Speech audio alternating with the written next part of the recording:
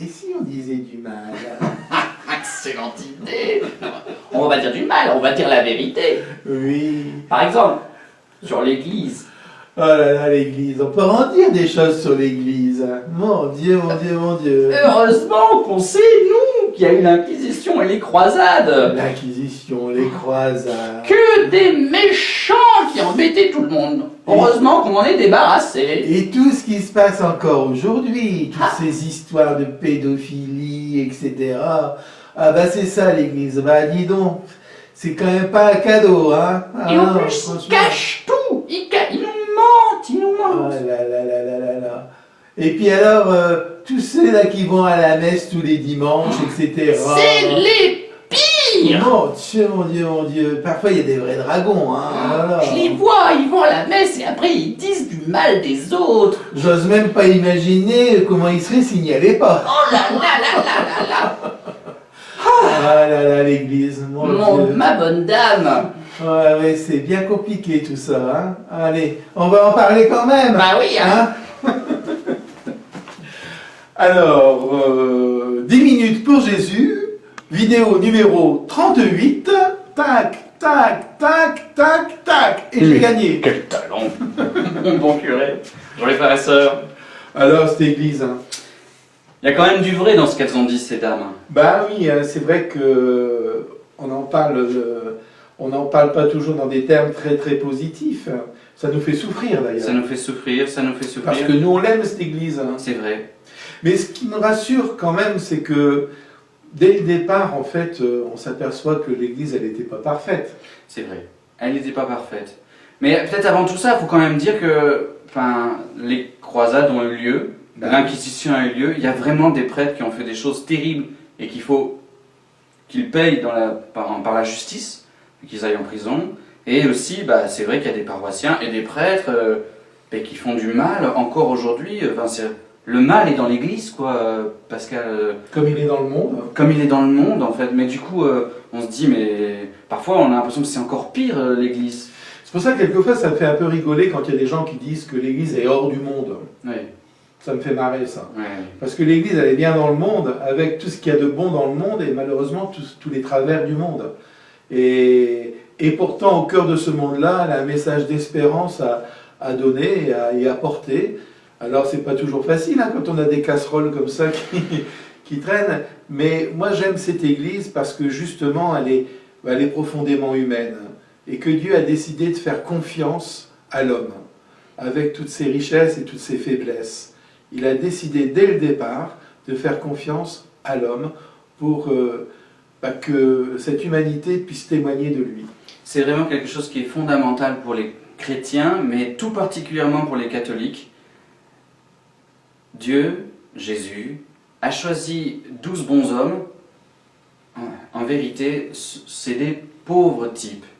À part Saint Jean qui avait l'air un peu mieux que les autres, ils sont tous partis au moment de la crucifixion de Jésus. Plus un avec Jésus, sauf Saint Jean, Marie-Madeleine, donc une prostituée qui est plus proche du Christ que les apôtres, entre parenthèses. En fait, ils ont tous fui, ils ont tous renié Jésus, quoi. Pierre, le chef des apôtres, « Je ne t'abandonnerai jamais, Jésus, j'irai là où tu iras, tu es le Fils de Dieu !» Et en fait, au moment du danger, Pierre dit « Ah non, je ne connais pas Jésus, non. » Et moi, ce que j'aime beaucoup, c'est l'amour de Jésus quand même pour ces hommes. Oui. Parce que justement, après sa résurrection, il va revoir Pierre. Et 3 fois, il va demander à Pierre, est-ce que tu m'aimes? Les 3 fois où Jésus demande à Pierre, est-ce que tu m'aimes? C'est comme pour gommer, effacer les 3 reniements de Pierre. Manière de dire à Pierre, tu m'as fait ça, mais je crois en toi, je sais que les choses qui sont en ton cœur, et je sais de quoi tu es capable. Et c'est parce que Jésus, je pense, a cru en ses apôtres, qu'ils ont pu recommencer à croire en eux. Et du coup de pouvoir accueillir la force de Dieu pour pouvoir après donner leur vie pour Jésus.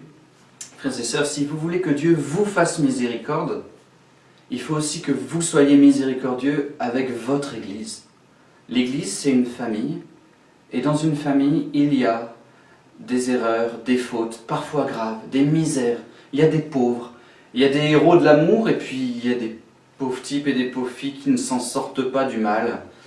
C'est nous en fait. Et si vous voulez qu'on vous pardonne, il faut aussi pardonner à l'église de Jésus, comme Jésus a pardonné aux hommes qui la composent. Je dirais notre fonds de commerce dans l'église, c'est la miséricorde. Ça ne veut pas dire qu'il faut tout laisser faire, tout accepter. Non, il faut se battre contre le mal, prendre des mesures, combattre.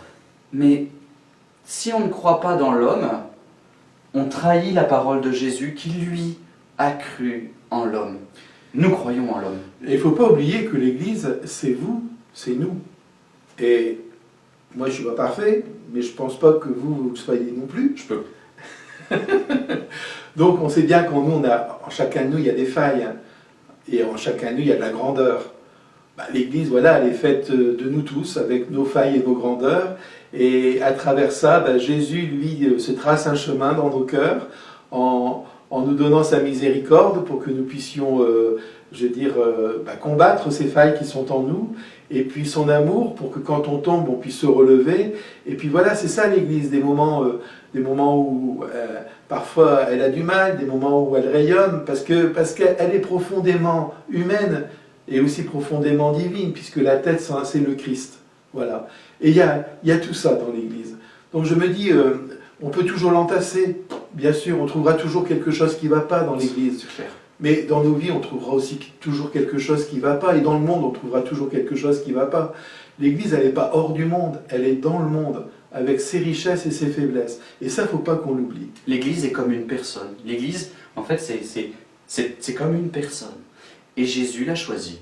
Alors que, franchement, au départ, c'était pas gagné. Tu avais une très belle métaphore, Pascal. Hein. Ah oui, pour expliquer un peu l'Église aux enfants, souvent, je leur dis, tu vois, si un jour tu vas, je sais pas, à la cathédrale de Chartres ou à Notre-Dame de Paris ou dans une autre belle église où il y a des beaux vitraux, quand tu regardes les vitraux de l'extérieur, ils sont pas très beaux en fait, ils sont poussiéreux, ils ont accumulé toute la pollution de la ville, etc. On voit pas grand-chose. Et quand on rentre dans l'église et qu'il y a un petit rayon de soleil qui vient se projeter sur les vitraux, alors là c'est merveilleux. On voit ce vitrail vraiment superbe qui illumine toute l'église. Je crois que c'est souvent comme ça. Quand on est hors de l'église, souvent on ne voit que ce qui ne va pas dans l'église pour en finir.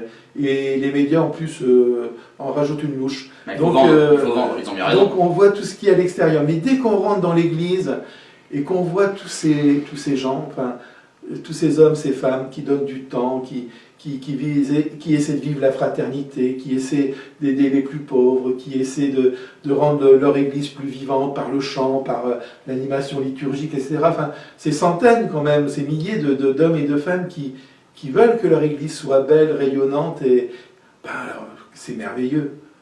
Donc je me dis souvent aux gens qui critiquent l'église, écoutez, mettez un pied dedans, regardez ce qui s'y vit. Et après, vous pourrez peut-être dire des choses.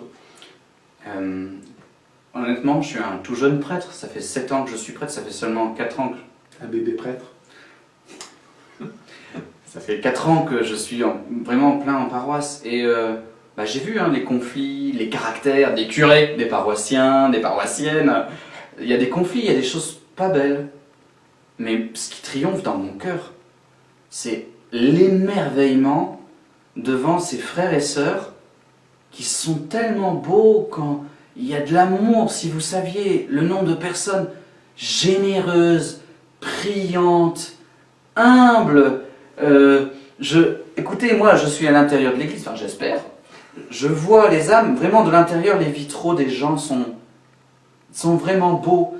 Mais des défauts, je peux en trouver à tout le monde, je commence à vous connaître, et donc je vois les défauts. Mais vous aussi, vous connaissez mes défauts. Mais venez à l'intérieur de l'église pour voir, honnêtement. Il y a je ne sais plus exactement la phrase, et je ne sais plus non plus l'auteur. Mais si on veut être honnête, il ne faut pas regarder une religion, ou une philosophie, ou un courant de pensée par ses ravins, mais par ses sommets. On trouvera toujours des ravins, et il faut les accepter, ils font partie du jeu. Mais regardons les sommets, est-ce que vraiment ça nous emmène haut? Et là, pardon, mais voilà, c'est par exemple, Moyen-Âge, on a dit l'Inquisition et les croisades. Encore que, si on remet dans le contexte, on peut comprendre certaines choses dans le cadre historique. On fera peut-être des vidéos, je pense qu'il faut faire des vidéos pour avoir des outils intellectuels pour comprendre ce qui s'est passé. Pourquoi on a fait ça? Même si c'est pas acceptable, mais il y a quand même des choses, on peut le comprendre. Par contre, il s'agirait aussi de regarder l'Église parce qu'elle a fait de grand. Excusez-moi, mais à l'époque des Romains, c'était l'Église qui récupérait les bébés que les gens de la société romaine jetaient sur les îles parce qu'ils se débarrassaient des bébés. C'est l'Église qui a promu la solidarité envers les plus pauvres. Au Moyen-Âge, c'est les monastères qu'on dit si riches et tout ça, c'était la première soupe populaire, 40 000 repas qui étaient donnés par l'abbaye de Cîteaux, je pense. Vous avez les universités, d'ailleurs dans le monde islamique aussi, les universités étaient très importantes. Des musulmans comme Avicenne et Averroès, ou alors parmi les juifs, combien il y a de savants, de poètes, d'écrivains, de musiciens, et parmi les chrétiens, Louis Pasteur était chrétien. L'école pour les enfants, gratuite pour les enfants qui sont dans la misère, c'est aussi l'église, les hôpitaux, ce fameux Moyen-Âge, le Moyen-Âge, les cathédrales, les amis. Stop. Non mais moi je suis un peu en colère, parce qu'on peut dire, il y a aussi du beau. Moi, je voulais dire aussi que, voilà, ça fait 34 ans que je suis prêtre. Depuis 34 ans, j'ai rencontré plusieurs communautés chrétiennes. Et chaque fois, j'ai été touché par leur désir de vivre leur foi. J'ai toujours été touché par leur désir voilà, avec leur pauvreté et aussi leur richesse. Enfin, moi, je me dis, depuis 34 ans, je peux dire que je suis heureux d'être prêtre dans cette église. Je sais qu'elle a ses limites. Je sais qu'elle n'est pas parfaite. Mais je sais aussi tout le bien qu'elle peut apporter aux gens. Moi, j'ai vu tellement de gens être sauvés par l'Église, par son accueil, par sa manière d'être, etc. Alors je me dis, bien sûr qu'il y a toujours le négatif, mais de temps en temps, il faut quand même regarder tout ce que l'Église a pu apporter à l'humanité et tout ce que l'Église peut apporter encore aux gens d'aujourd'hui. Moi, je me dis, on voit bien que tous ceux qui la rencontrent, à travers, on voit en ce moment, il y a beaucoup d'adultes qui demandent le baptême, beaucoup d'adultes qui demandent à être confirmés, qui redécouvrent l'Église à cette occasion et on les voit s'ouvrir à l'amour de Dieu et comment ça peut transformer leur vie. Moi, je me dis, oui, si l'Église a vraiment sa place dans notre monde d'aujourd'hui. Pour terminer, on vous lit Saint Paul, qui était conscient de sa misère. Il dit « Je ne suis apôtre que par la miséricorde de Dieu ». Il a commencé par persécuter Saint Paul. C'est un peu comme nous, on est aussi des persécuteurs de temps en temps. Et il dit ceci dans la deuxième lettre aux Corinthiens, chapitre 4, verset 7. « Mais ce trésor », si on met ces lunettes, on en a pour 10 minutes, « Mais ce trésor, nous le portons dans des vases d'argile. » Je recommence. Ce trésor, Jésus, la fraternité, la foi, la prière, l'amour, la divinité. Ce trésor, nous le portons dans des vases d'argile. Notre humanité, nos faiblesses, nos péchés. Ce trésor, nous le portons comme dans des vases d'argile. Ainsi, on voit bien que cette puissance extraordinaire appartient à Dieu et ne vient pas de nous. En toutes circonstances, nous sommes dans la détresse, mais sans être angoissés.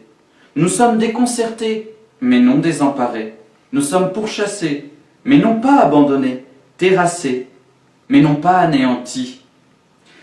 Toujours nous portons dans notre corps la mort de Jésus, afin que la vie de Jésus, elle aussi, soit manifestée dans notre corps. Dans l'Église, il y a quelque chose de la mort, du mal, de la blessure qui s'accomplit, mais Jésus sans cesse nous relève, nous ressuscite. Un trésor dans des vases d'argile. Voilà. Puis je pense qu'on peut terminer par cette belle phrase de Jésus juste avant de quitter cette terre qui nous dit « Je suis avec vous jusqu'à la fin des temps ». Au revoir. À bientôt les frères et sœurs.